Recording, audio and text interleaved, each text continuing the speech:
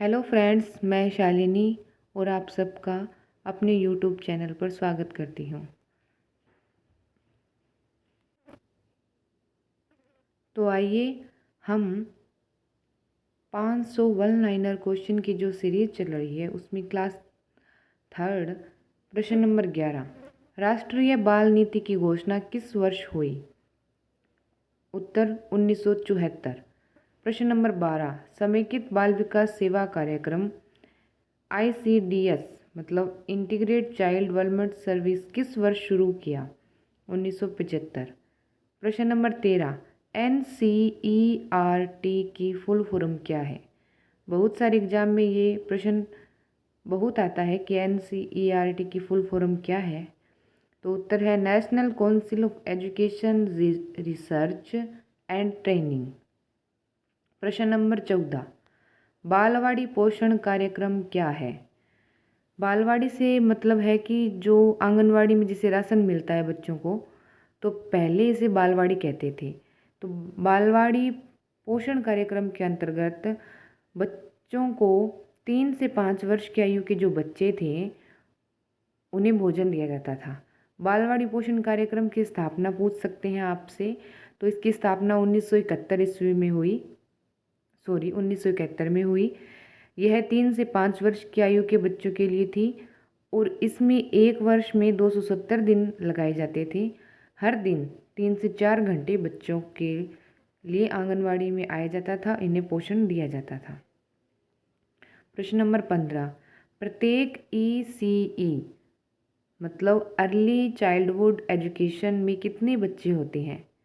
जैसे primary school में एक अनुपात होता है कि एक टीचर 40 बच्चों पर हो सकता है, उसी प्रकार अर्ली चाइल्डहुड एजुकेशन में भी होता है। जैसे आंगनवाड़ी में एक आंगनवाड़ी लगभग 30 बच्चे होते हैं और सभी 14 वर्ष तक की आयु के होते हैं।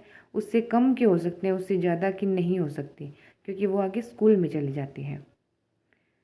भारत में अपंगता डिसएबिलिटी को कितने वर्गों में बांटा गया है? उत्तर 4।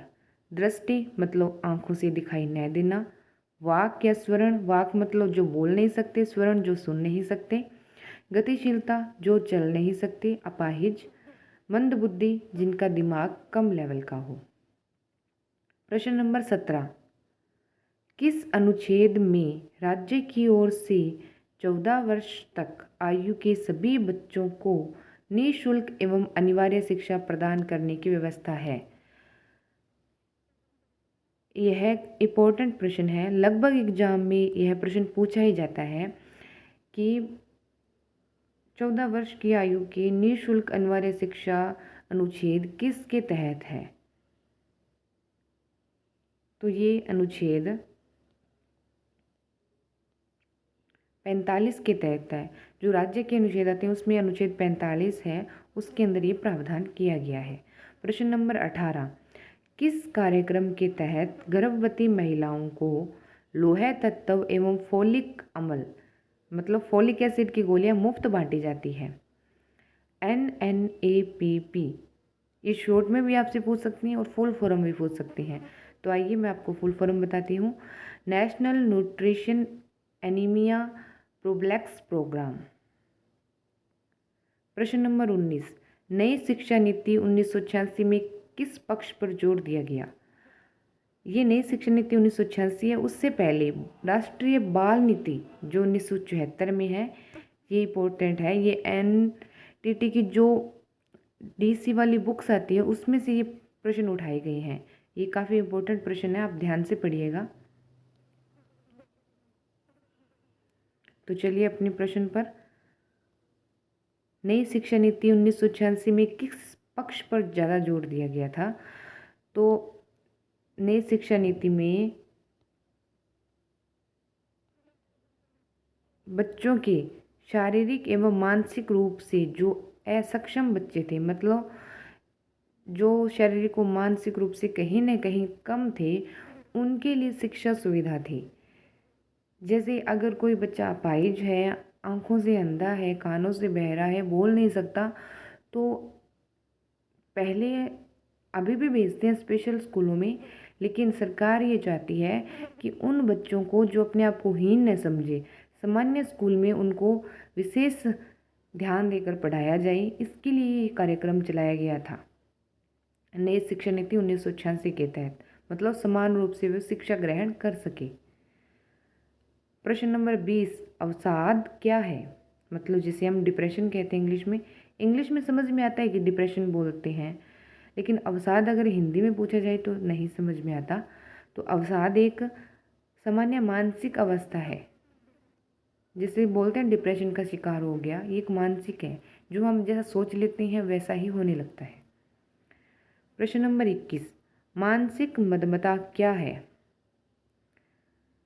उत्तर, शारीरिक विकास, मानसिक विकास की वृद्धि गति धीमी हो जाती है।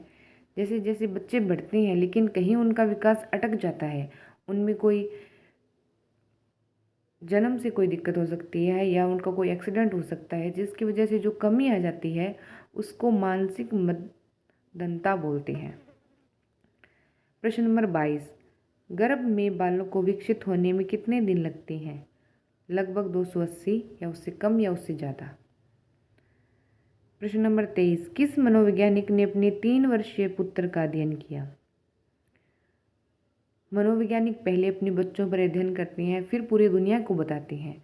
तो पेस्टोलॉजी एक महान वैज्ञानिक है जिन्होंने अपने 3 वर्षीय बच्चे पर अध्ययन किया और उसके अध्ययन पर पुस्तक भी लिखी, जिसे बेबी बायोग्राफी कहते हैं। प्रश्न नंबर 24, बालक का विकास होता है? उत्तर, सिर से पैर की ओर। प्रश्न नंबर 25, जन्म के समय शिशु में कितनी हड्डियां होती है? जन्म के समय शिशु में 270 हड्डियां पाई जाती है।